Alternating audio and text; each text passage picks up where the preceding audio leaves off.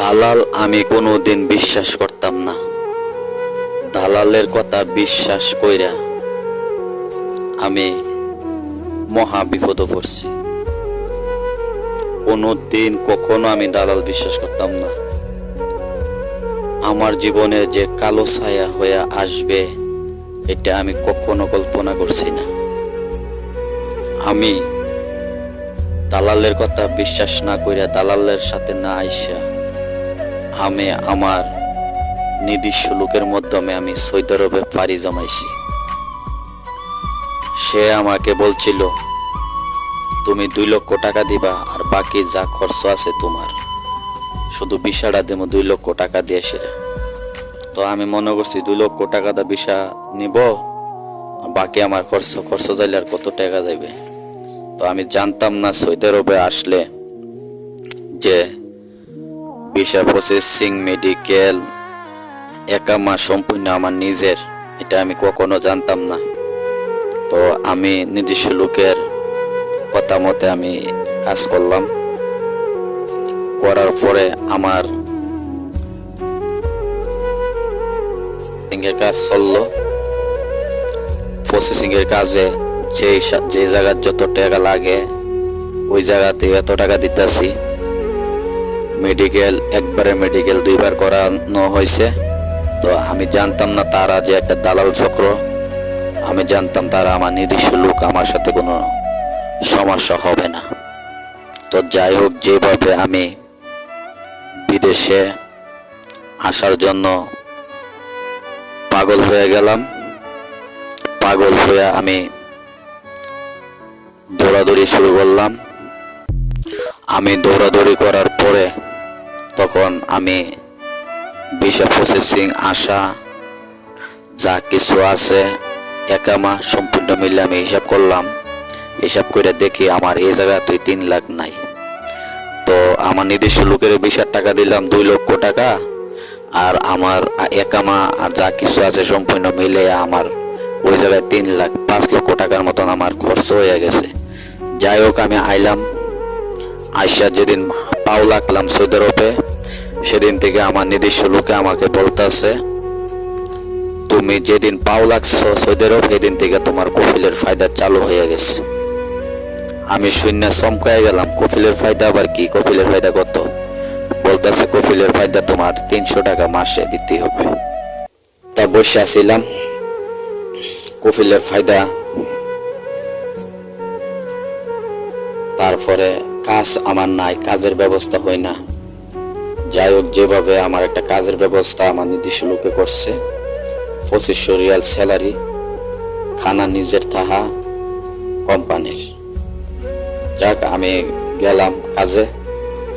যাওয়ার পরে আমি একদিন কাজ করলাম, করার পরে গোসল করে সেরে আমার কাপড় চোপড় মানি ব্যাগ আমি রুমে লাইকা গোসল করতাম গেছি। গোসল করে আইসা দেখি আমার মানি ব্যাগ, পাসপোর্ট নাই, বিচারি পাই নাই।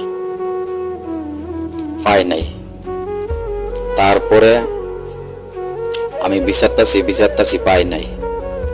আমার 500 টাকা আছিল মানি ব্যাগও, 500 টাকাও পাই নাই। তারপরে আমি কোম্পানির জানাইলাম এই কাম। আমি গোসল করতাম গেছি, আমার সামান গুলা লাইকা সেরা আইসা দেখি আমার পাসপোর্ট, মানি ব্যাগ নাই। রুমের লোকেও আমার বলতেছে তুই মনে রাস্তা ফালাই দিয়ে আইসস। আমার রাস্তা ঘুরাইছে 1 সপ্তাহ, আমার মানি ব্যাগ, পাসপোর্ট আমি পাইলাম না। তারপরে আমি আল্লাহর কাছে বলতেছি, আল্লাহ তুমি আমার সম্পূর্ণ সমস্যার সমাধান করবা। আমি নামাজ পড়ি আর আল্লাহর কাছে বলি।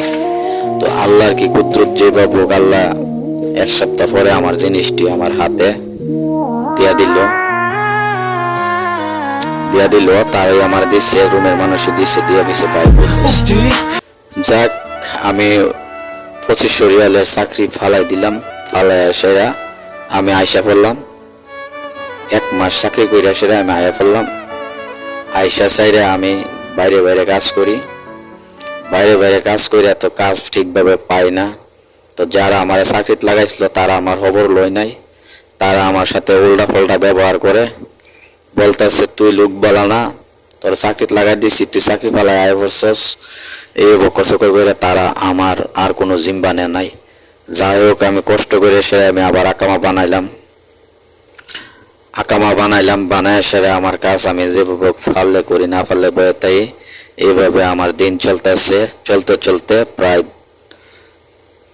2 বছর হয়ে গেছে। আমার 2 বছর হওয়ার পরে কফিলের ফায়দা আমি দিতেছি, সবকিছু দিতেছি। তো আমার নির্দিষ্ট লোক ওই টাকার লোভে আমার কফিলের থেকে দূর করে দিল, মশাসার থেকে আমার বাইর করে দিচ্ছে টাকার লোভে। আমি নিজে বলতে পারি না, বাইর করে আজকে আমার ফতে ফতে ঘুরাইতেছে। আমি যেখানে যাই সেখানে আমার কাজের কোনো লাইন পাই না, আঁকা মাছারা কাজে যাইতে পারি না। আমি অনেক কষ্টতে আমি দিন কাটাইতেছি। তো আমার জন্য আপনারা যে যে যে জায়গায় আছেন সবাই দোয়া করবেন। আমি অনেক একটা অসহায়ের মতন ফুরে লইছি, আমি কারোর কাছে বলতে পারি না, কারোর সাথে শেয়ার করতে পারি না। তো নিজেরা লোকে যদি কূপ দেয়, কূপ কইলাম সহ্য করা সম্ভব না। তো আমারে যারা এভাবে ধ্বংস পথে ফালাইছে, তো তারা আল্লাহ যেন হেদায়েত দান করে। আমি আল্লাহর কাছে দোয়া করি তারা যেন আল্লাহ ভালো রাখে। আমার মতন আপনারা যারা যে জায়গাতে আছেন আমার মতন কষ্ট করবেন না, আমার মতন আপনারা ইয়া করবেন না। নির্দিষ্ট লোকের কাছে আসলেও আপনারা বুঝা শুনে আইসেন সৌদি আরবে। তো আমার মেসেজটা যদি আপনাদের কাছে ভালো লাগে অবশ্যই মেসেজটা শেয়ার করবেন। তো আমি অনেক কষ্টে আছি, আমি কারো কাছে বলতে পারতাছি না। আমার প্রায় 6-7 লাখ টাকার মতন ঋণে আছি।